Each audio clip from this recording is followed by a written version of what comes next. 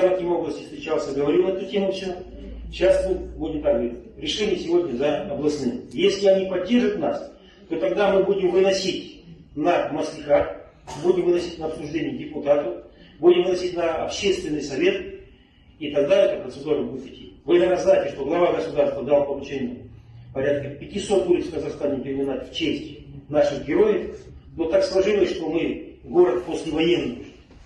Поэтому у нас, если есть фронтовики, то 3 фронтовика, да, те, которые приехали в город.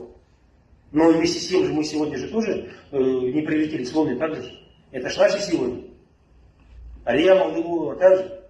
Много, Кашкарбай и так далее, можно много рассмотреть.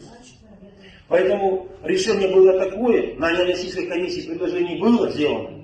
Завтра буквально у нас тоже зам. Акима области приезжает на последний звонок, в 7-ю школу он тоже будет.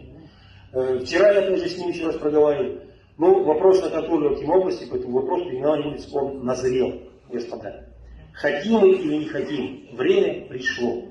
Мы не говорим сегодня о том, чтобы сегодня убрать улицу, я не знаю, Горького, Пушкина, ладно, хорошо, это будем так, дальнейшая работа. Но 40 лет, 50 лет октября, такие улицы, которые, сейчас спроси,